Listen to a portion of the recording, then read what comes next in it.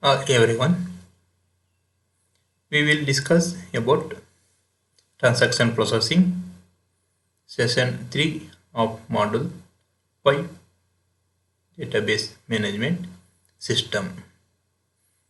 The content developed for learning management system under Department of Collegiate and Technical Education. In this session, we will discuss about desirable properties of transactions, characterizing schedules based on recoverability. Under this, we will discuss about schedules or histories of transactions, characterizing schedules based on recoverability. Next, characterizing schedules based on serializability. Under this, serial, non-serial, and conflict serializable schedules. Then we will discuss about multiple choice questions and then references.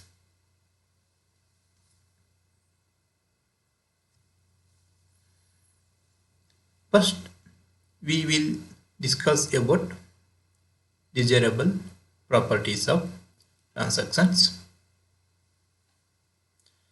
Transactions should possess several properties called the acid properties. Acid stands for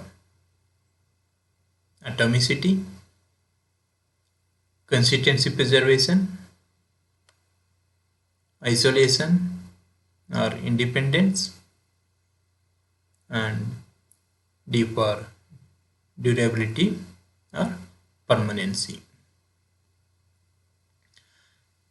Atomicity, a transaction is an atomic unit of processing and it is either performed entirely or not at all.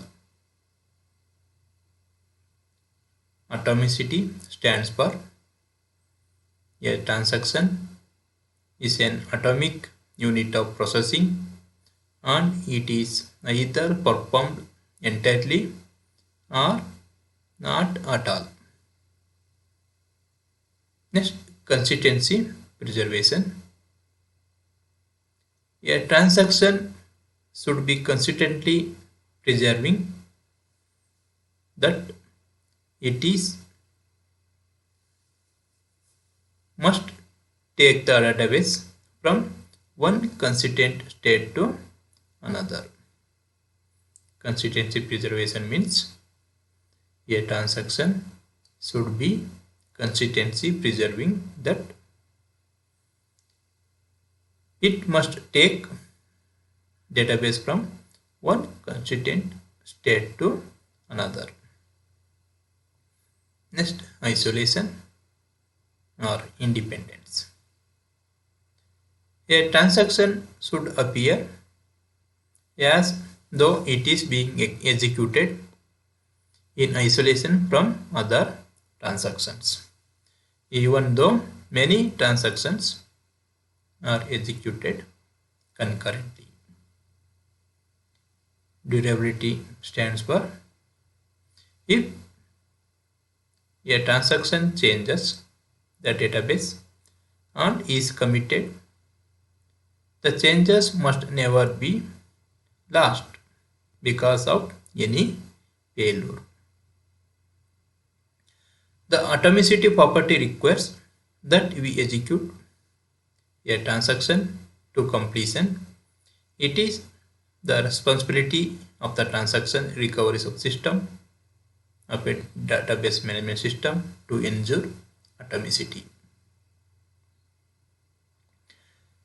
The preservation of consistency is generally considered to be the responsibility of the programmers who write the database programs or of the database management system module that enforces integrity constraints.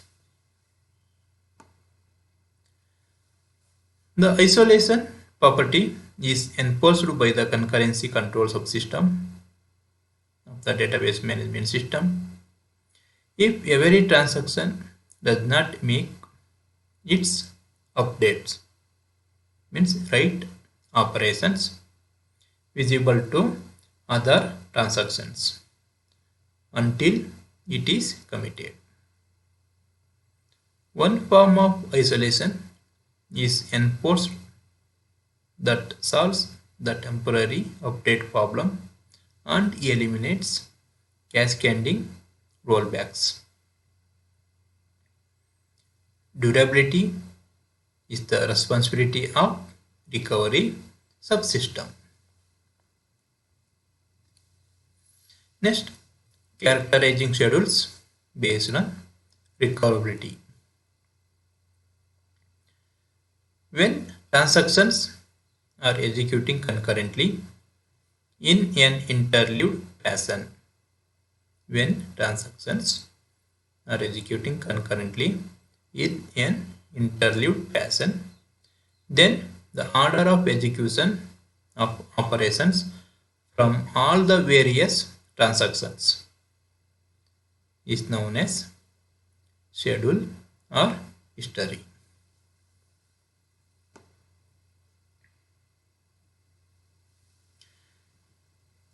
Schedules or histories of transactions. A schedule or history S of n transactions T1, T2 up to Tn is a sequential ordering of the operations of the n transactions. The transactions are interlude in the schedule S. For example, in this figure there are two transactions T1, T2. These two transactions are executing in a interlude fashion. Interlude fashion means when CPU executing transaction T1 and then executing T2 and then executing again T1, means when the CPU executing T1, the transaction T2 becomes idle. When CPU executes T2, T1 becomes idle. Transaction is free. The schedule in figure, which we shall call SCA, can be written as follows: R1 of X, read item of X, R2 of X, read item of X, W1 of X, write item X, R1 of Y, read item Y, W2 of X, write item XX, W1 of Y, write item Y. Interlude fashion means only one transaction is executing at a time, either T1 or T2. It's called an interlude fashion. In the second figure, the schedule for this figure, which we call SB, can be written as R1 of X, read item X, W1 of X, write item X, R2 R2 of X, read item X, W2 of X, write item X, R1 of Y, read item Y. A1 stands for transaction C1 is aborted. Here R1 stands for transactions of T1, W1 stands for transactions of write transaction of T1, R2 stands for read transaction of T2, W2 stands for write transaction of T2. Here A1 transaction T1 is aborted. Here transaction R1, W1 read, write, R2 read, write, R1 is read but is not return. So the transaction T1 is aborted.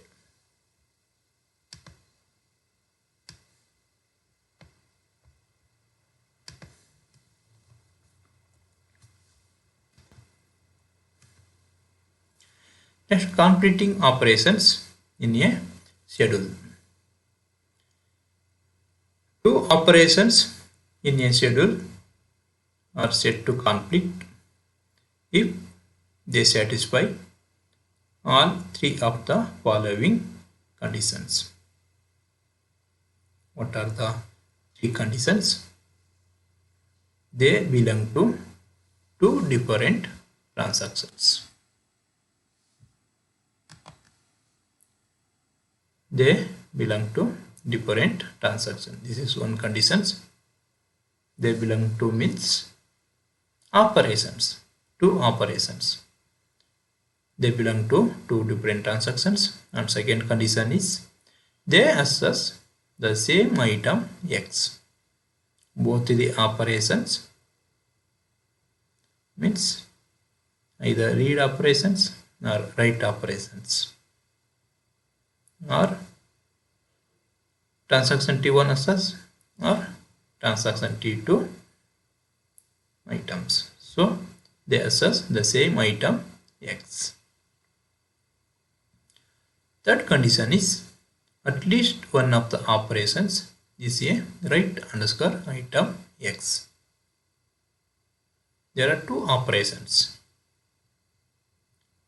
In two operations, at least one of the operations is a write underscore item X. For example, in a schedule,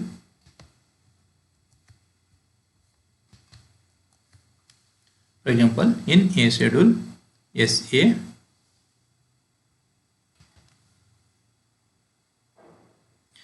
the operations are 1 of X and W2 of X conflict because R1, R2 are different transactions. Means transaction T1, transaction T2. Condition 1 is satisfied. What is the second condition? Both the operations means two operations you have to access the same data item. Here X, both the operations accessing the same data item. So the second condition also satisfied. And third condition is at least one of the operation is a write underscore item X. Here is the write operation. So third condition also satisfied. So these two operations are conflict. And another example,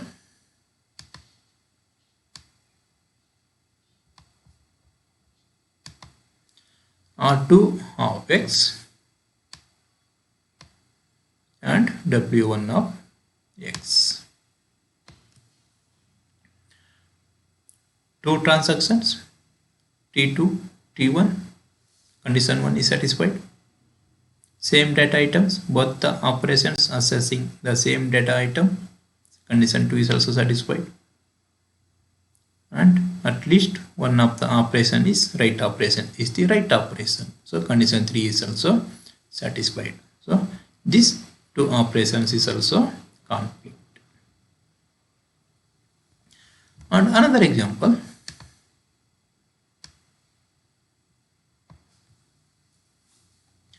R1 of x and R2 of x.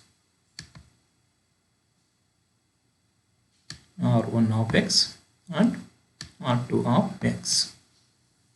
Here, what is the first condition?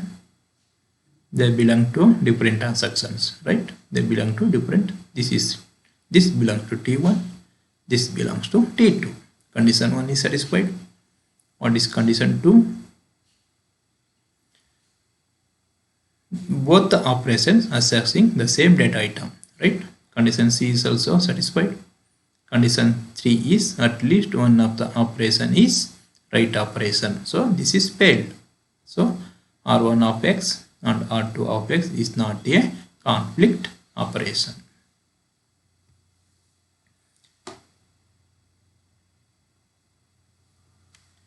Next, another example.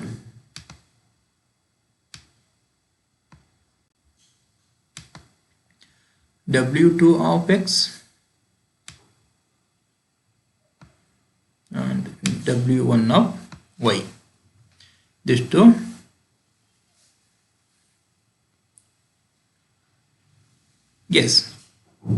these two operations are conflicting or not conflicting. So we will see W2 of x, W1 of x. Both the operations are belongs to different transactions. Condition 1 is satisfied. Both the operation are accessing the different data items. Condition 2 is failed because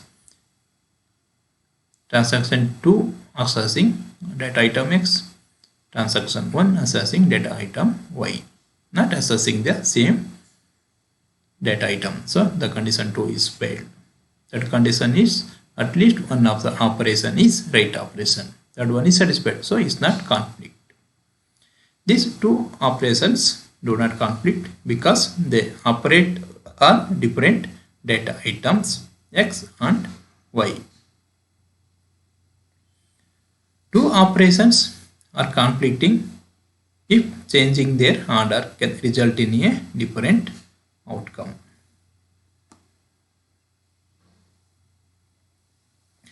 There are two types of operations. One is read-write operation. One is read-write conflict. Another one is write-write conflict. There are two types of conflicts. One is read-write conflict. Another one is write-write conflict. What is the example for read-write conflict? For read-write conflict,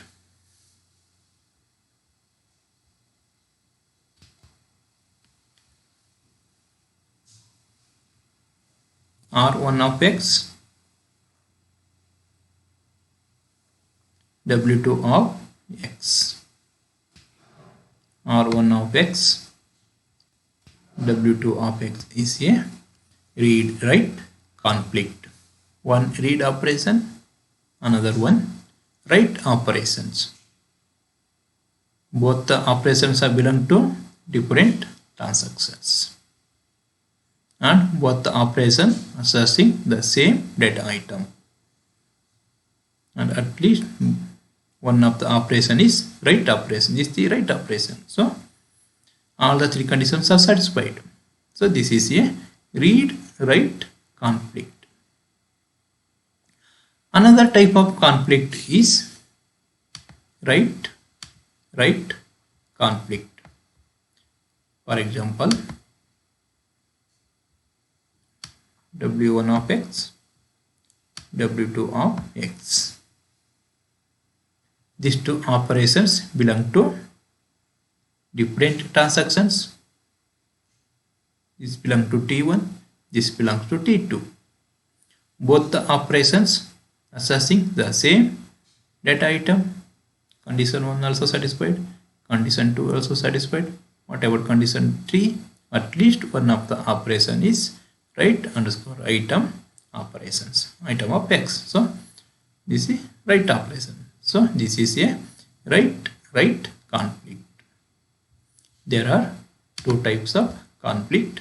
One is read write conflict, another one write write conflict. Next, characterizing schedules based on recoverability.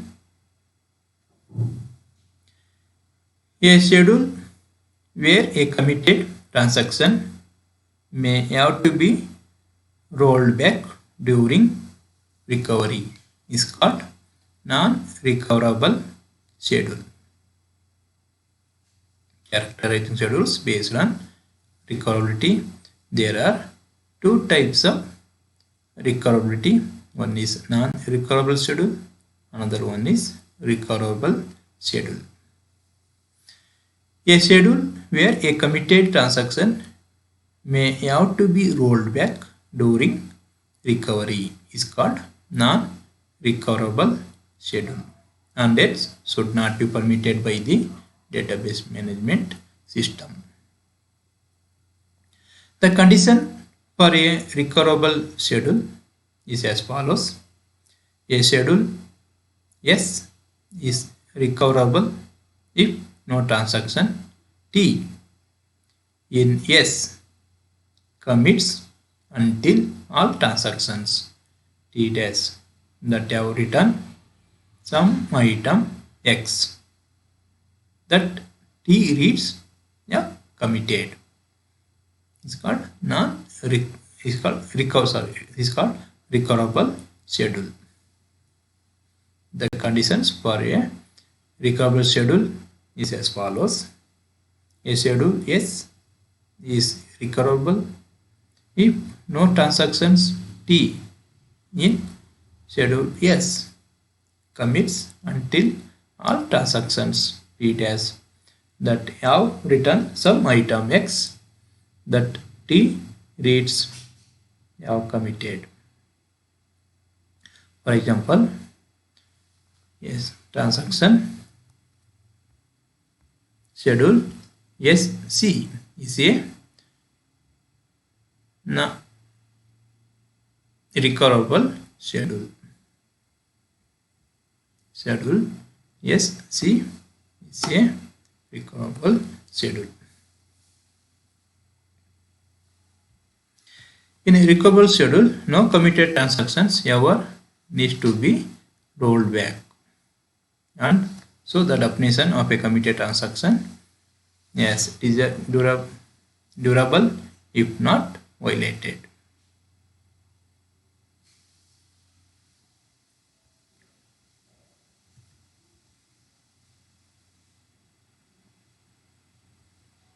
Next, cascading rollback or cascading abort.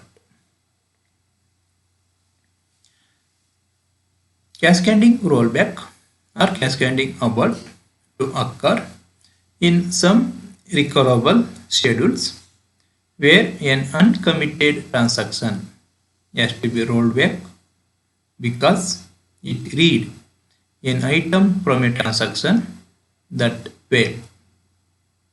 This is illustrated in schedule SE, where a transaction T2 has to be rolled back because it read item X from T1 and then T1 aborted. See, schedule SE is an example of cascading rollback or cascading abort. Transaction T1 reading data item X, writing data item X. Transaction T2 reading data item X. Transaction T2 writing data item X. Transaction T1 reading data item Y. Transaction T1 writing data item Y.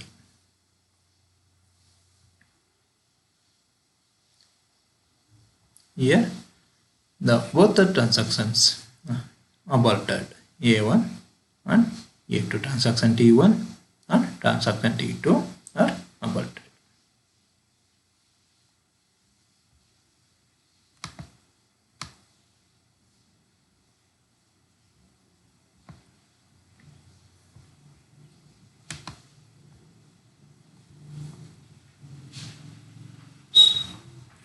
Next, cascadeless or to avoid cascading rollback.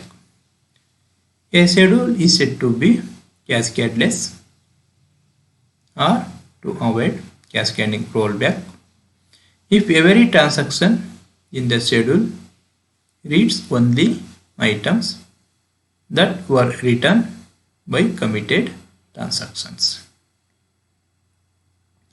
What to mean by cascadeless or to avoid cascading rollback.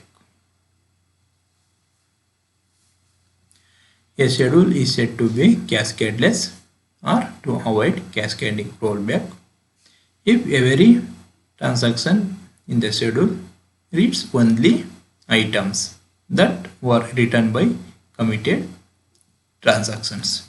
Next, what do you mean by strict schedule? A more restricted type of schedule called strict schedule, in which transactions can neither read nor write an item X until the last transaction that wrote X is committed or aborted.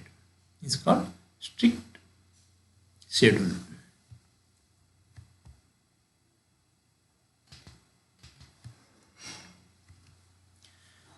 Next, characterizing schedules based on serializability. Schedules that are always considered to be correct when concurrent transactions are executing are known as serializable schedules.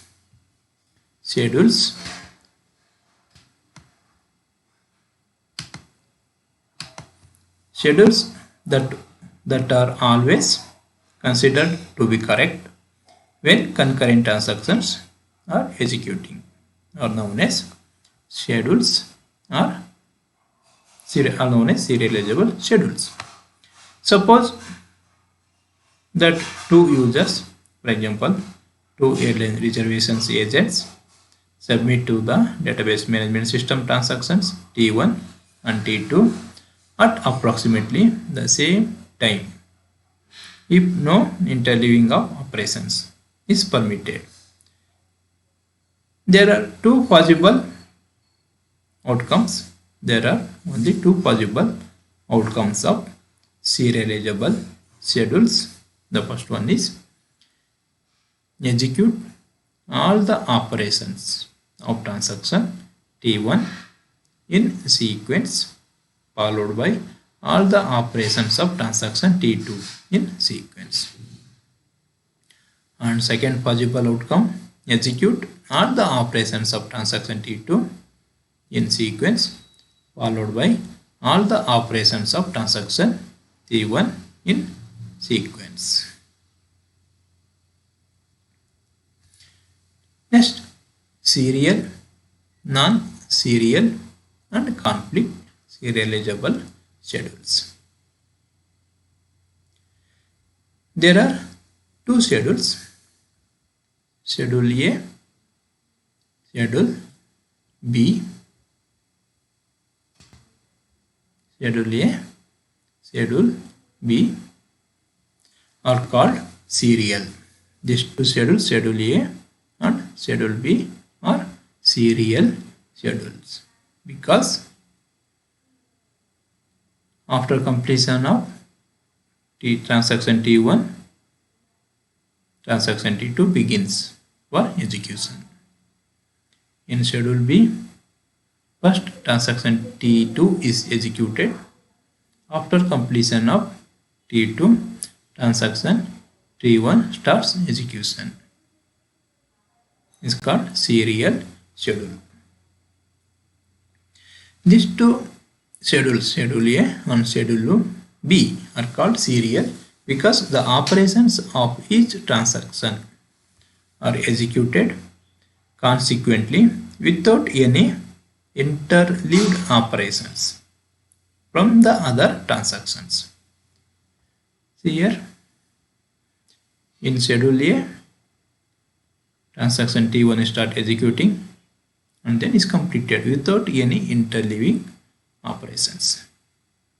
After completion of T1, start execution of transaction T2 and then completed. There is no interleaved operations. The same thing to Schedule B. It's called serial.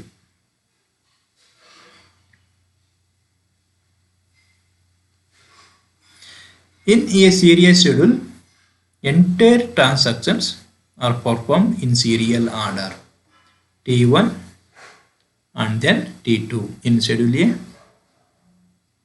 In Schedule B, T2 and then T1.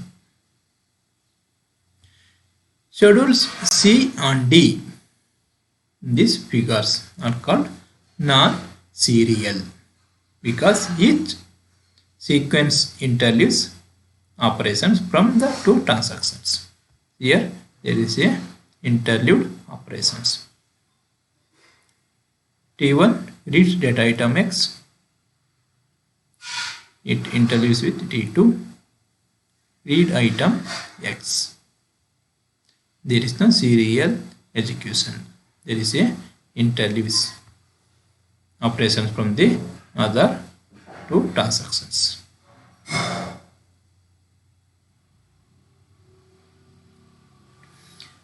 Schedule C and Schedule D is an example of non-serial schedules because it's not obey the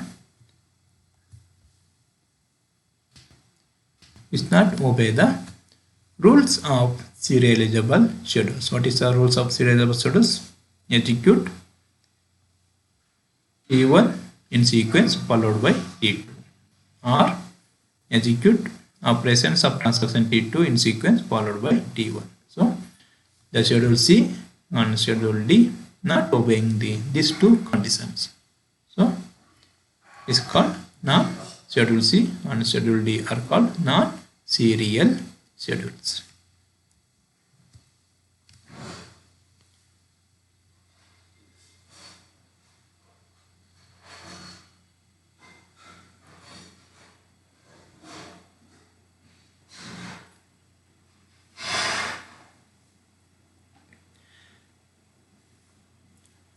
Two schedules are called result equivalent if they produce the same final state of the database.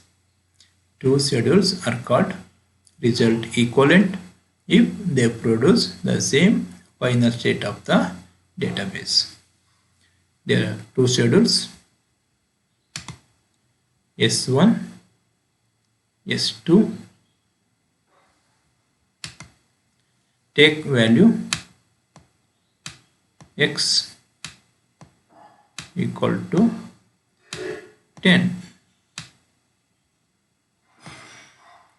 What is X? X is equal to X plus 10. You will get 20 here.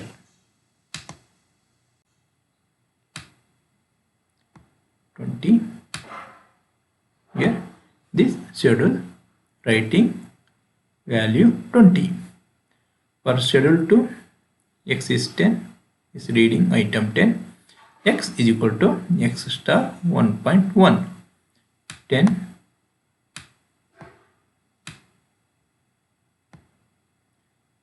star 1.1 means here also you will get 20. So here the schedule S1 and S2 produces the same result is called equivalent result.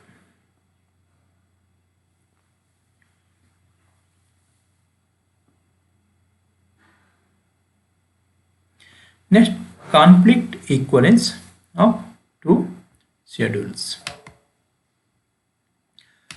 Two schedules are said to be conflict equivalence if the order of any two conflicting operations is the same in both schedules.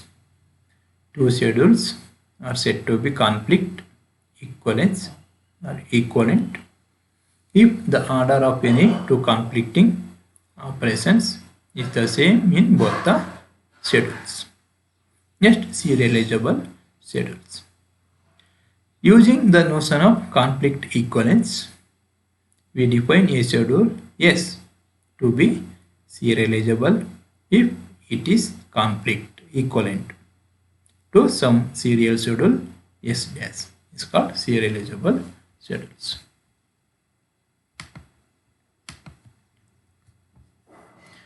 Then you will test multiple choice questions.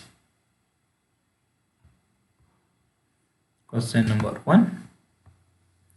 The term stating either all operations of the transaction to be displayed at the database or none at all is known to be the term stating either all operations of the transaction to be displayed at the database or none at all. Either entirely or none at all is known as atomicity. Answer is A. A term saying that no two transactions to be executed concurrently is referred as A. Durability, B. Atomicity, C. Inconsistency, D. Isolation. Answer is D. Isolation or independence. Executed concurrently. No two transactions to be executed concurrently is referred to as isolation. Answer is D.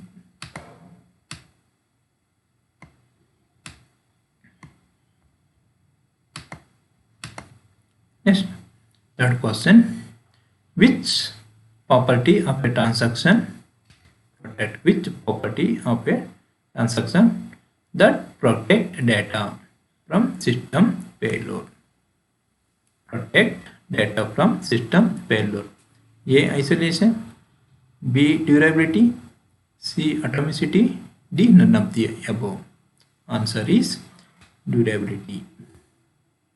Protect data from system failure is called durability.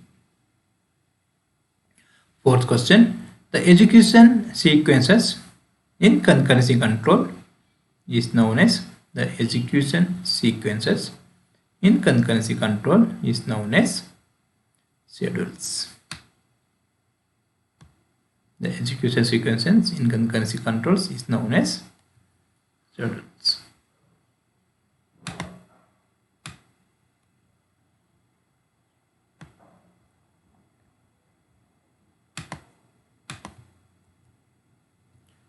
Next one. Transactions are executed one by one without any interlude operations from other transactions is known as A. Serial schedule, B. Complete schedule, D. Concurrent schedule. Answer is A. Serial schedule. Without any interlude operations is called serial schedule. Sixth question. Transactions T1 and T2 concurrently perform some operations on the same data item and at least one of them is write operation. Then this transaction is known as conflicting, overwriting, non-completing. Answer is conflicting. There are three conditions of the conflicting. The first condition is the two operations are different transactions. right? T1, T2, different transactions. Second condition is they operating on the same data item, right? They operating on the same data item. Third condition is at least one of the operation is write type operation. So at least one of them is write operation. So answer is A, conflicting, right? 1A, 2B, 3B, 4B, 5A, 6A. For more information, refer Fundamentals of Database Systems, Ramija, Elmsri, and Samkant B. Navate, 7th edition, 2017 Pearson, and another book, Database Management Systems, Ramakrishna and Garke, 3rd edition, 2014 McRae.